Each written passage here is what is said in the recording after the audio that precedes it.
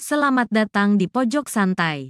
Sebelum Anda mendengarkan audiobook ini, kami menginformasikan bahwa channel ini adalah review audio dari buku yang ada di Indonesia. Untuk membaca keseluruhan buku ini, kami menyarankan membeli buku aslinya di toko buku kesayangan Anda, baik offline maupun online. Keberadaan channel ini dimaksudkan untuk membantu Anda mendapatkan pengetahuan dari buku-buku kesayangan Anda. Jangan lupa untuk subscribe, like, dan komen.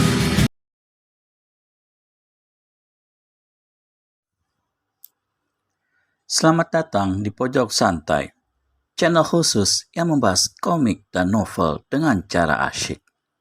Mata Picak, salah satu dari sepasang elmaut kuning, merasa khawatir akan sesuatu. Gerangan, apa yang membuatnya khawatir? Yuk, langsung saja disimak video kali ini.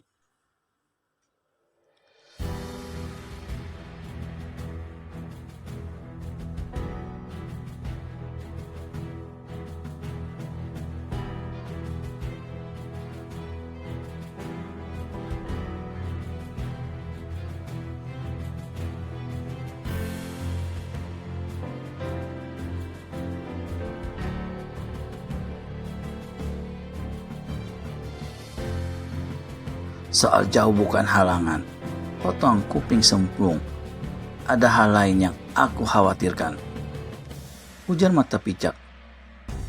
Apa? Kalau kita pergi, berarti kita harus membawa lukisan ini. Dan kau tahu sendiri, puluhan orang-orang persilatan mengincar-incar lukisan ini. Kita bisa konyol sendiri dikeroyok beramai-ramai. Hahaha. Elmaut kuning kuping sumplung tertawa dingin. Apa nyalimu sudah keropok? Ejeknya dengan pencongkan hidung. Mata Picak menjadi gusar. Mulutmu kelewat tak kabur kuping sumplung. Meski kita berilmu tinggi, namun aku tak mau terlibat dengan manusia-manusia yang membuat kita jadi berabe dan tambah urusan. Di lain hal, kita mesti mengakui bahwa di atas kita masih ada tokoh-tokoh persilatan yang benar-benar lihai dan kosen. Apakah kau mau kehilangan satu lenganmu lagi? Merahlah paras elmaut kuning kuping sumplung. Dia balikkan badannya dengan cepat hendak tinggalkan tempat itu. Tapi mendadak di ambang pintu goa, langkahnya tertahan dan parasnya berubah. Mata Picak, lekas ke sini, suruh kuping sumplung.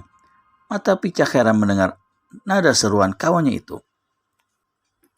Dia melangkah cepat ke pintu goa dan terkejut. Goa di mana mereka berada itu terletak di satu dasar lembah yang penuh dengan batu-batu besar.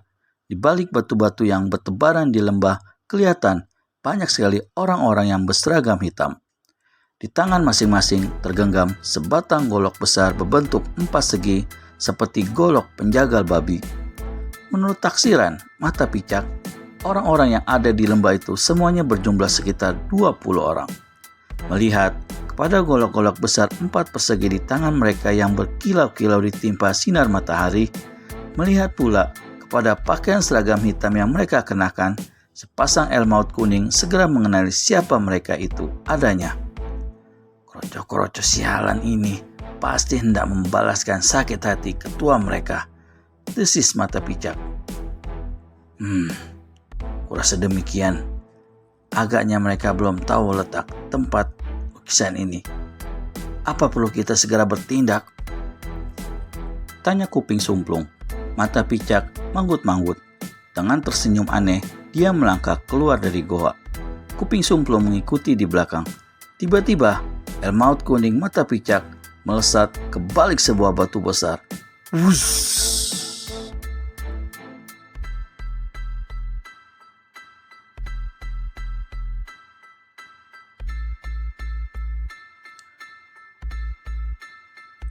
Dalam kejap itu pula terdengar suara keluhan pendek. Di lain kejap, dari balik batu itu melesatlah sesosok tubuh berpakaian hitam, laksana terbang ke udara dan kemudian jatuh di atas sebuah batu besar dalam keadaan tulang belulang hancur berantakan. Belasan manusia berpakaian hitam-hitam yang ada di lembah batu itu terkejut dan lari ke batu besar di mana kawan mereka menggeletak mengerikan tanpa nyawa. Semuanya terkejut dan berubah paras masing-masing. Dan darah mereka tersirap sewaktu di lembah batu itu mengumandang 2 buah suara tertawa yang menggigitkan.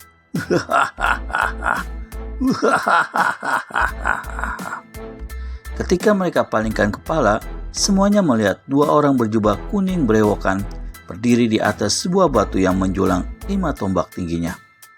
"Sepasang Elmot kuning," seru mereka hampir serentak. Elmot kuning mata picak dan kuping sumpung tertawa lagi cekakakan. Tiba-tiba mata picak hentikan tawanya dan bertanya membentak, "Siapa yang menjadi pemimpin rombongan tikus-tikus busuk ini?" Seorang laki-laki berbadan tegap, berkumis melintang, dada berbulu, melompat ke muka dan menuding keren. "Kalian berdua, turunlah untuk menerima kematian." Sepasang Elmot kuning saling pandang, lalu untuk kesekian kalinya tertawa lagi gelak-gelak. Apakah kau mimpi atau mengigau di siang bolong?" sentak kuping sumplung. "Ketuamu sudah mak di tangan kami." Ketua perguruan seberang kidul boleh lenyap, tapi perguruan seberang kidul tak dapat dimusnahkan dari muka bumi ini.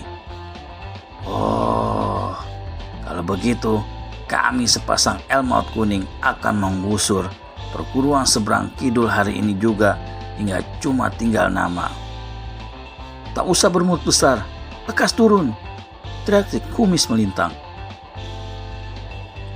Dia dan kawan-kawannya adalah anak-anak murid perguruan seberang kidul. Ketua mereka telah menemui kematian di tangan sepasang Elmot kuning gara-gara terlibat dalam perebutan lukisan perempuan telanjang.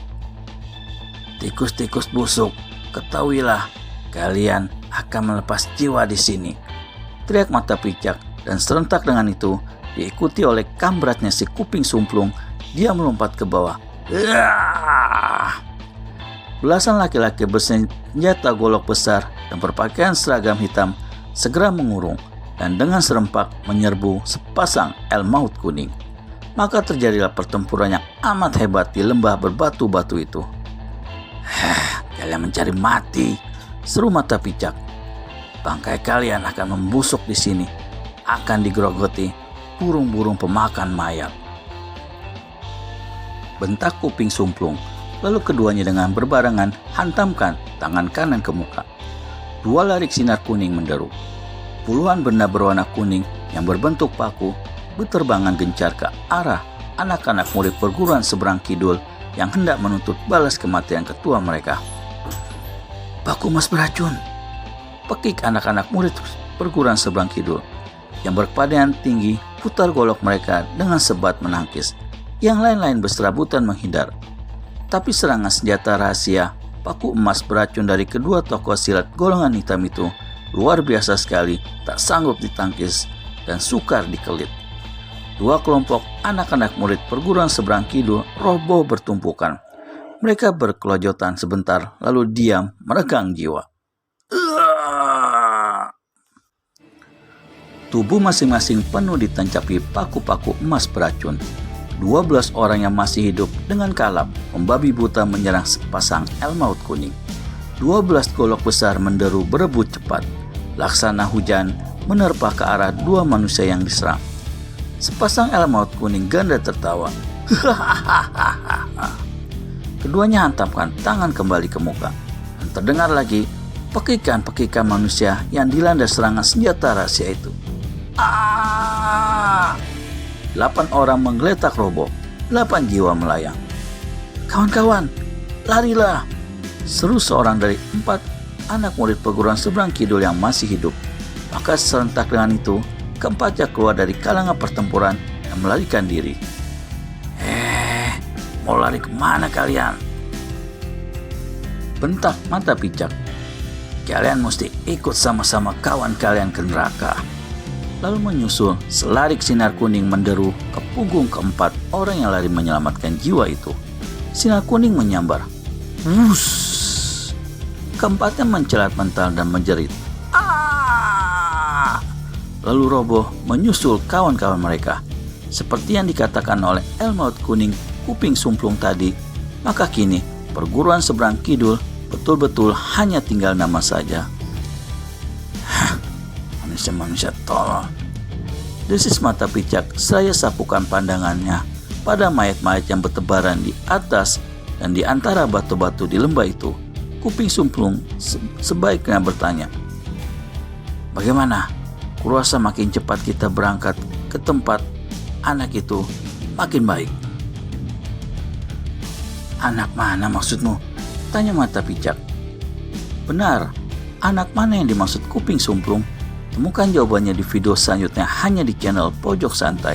Segera subscribe dan tekan tombol lonceng untuk mendapat notifikasi video terbaru dari kami. Terima kasih dan sampai bertemu kembali.